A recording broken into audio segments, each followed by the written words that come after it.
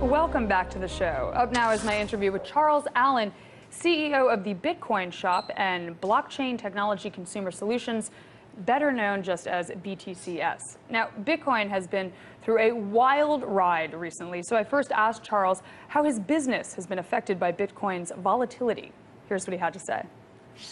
What people really need to do is take a step back and understand what Bitcoin is as a technology. And it's really the blockchain technology is probably one of the most disruptive technologies in the last 500 years. And when you start thinking about, there's a lot of naysayers that would call people that believe in this quacks. And if you go back to 1880, right, 135 years ago, we were literally living in the dark, meaning at night you were on gas lights.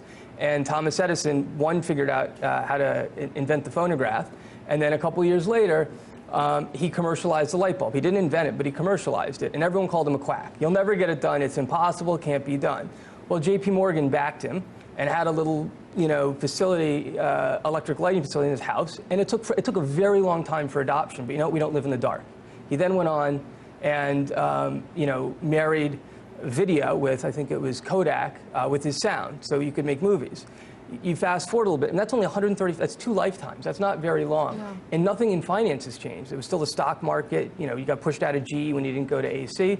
You look at Bill Gates, 1995, this guy's crazy. You watch him on the David Letterman show, and you hear him kind of explain what the internet is. And he's like, well, you can listen to a baseball game on TV, and Dave Letterman says, well, have you ever heard of the radio? And he goes, yeah, but you can record it. It's like, okay, you ever heard of a tape recorder? And it's like you just didn't see the vision. So when I look at Bitcoin and the blockchain, it really has the ability to change the financial kind of piping, but it's not going to happen overnight. It was a bubble. It was the internet in 95, everyone got hyped, not thinking about what needs to be built to put it in place, and it's going to take a long time. I want to talk about the fact that your company is public. You mentioned that before. I understand that you guys went public relatively recently for a new company, if you will, but why did you decide to go public, and why is this a good thing for your company?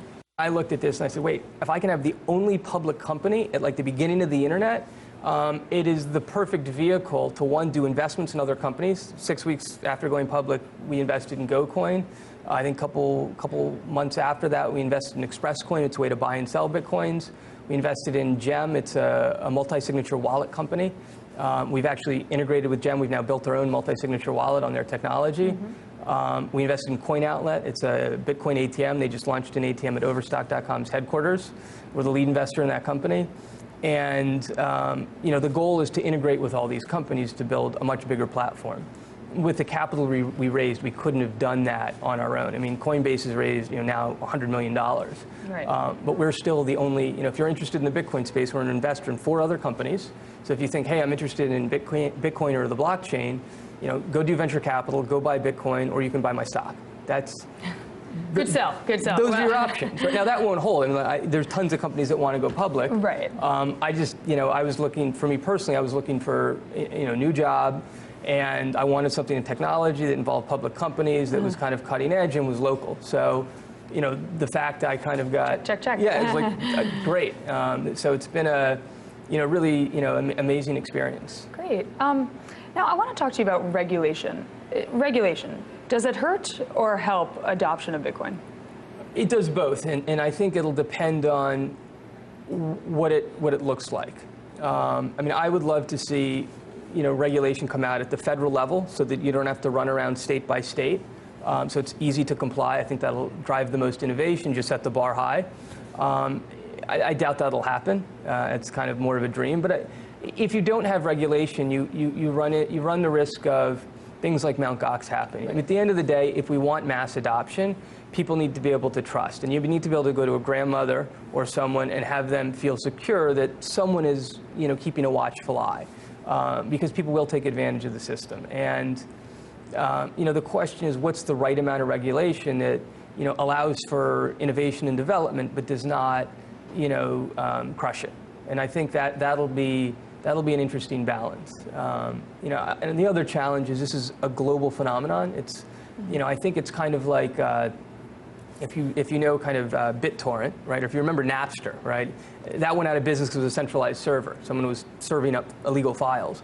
And then it moved to BitTorrent. Well, you can't really get rid of it. What happened was Apple came out and said, people just want their music a different way. They don't want to buy a disc with all 15 songs for an album. They want to buy one song, right? I want that one song. Let me just buy it for $1. So Apple came out with iTunes. Brilliant, right? Mm-hmm. Yeah. A lot less people use all of those services because the music is delivered to them the way they want. So I think, you know, if the companies that are out there provide the service in the right way and they comply with regulation, it'll work. But you know, on a global scale, we'll have to see how it kind of plays out because every country has their own, you know, rules and regulations. So, you know, that's one of the things that'll go back to that it'll take time kind of, you know, question. It does take time. Now, I want to ask you about the Winklevoss twins. They're early adopters of Bitcoin. They own quite a bit of it, and they're in the final stages of regulatory approval for a Bitcoin ETF.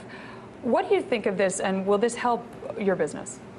I can't wait till they get it done. I mean, it's been, you know, tremendously helpful having them go through the registration process. We're a public company. We have risk factors, thinking about what should they be, what should they look like. So it's been, you know, it's been a benefit to us.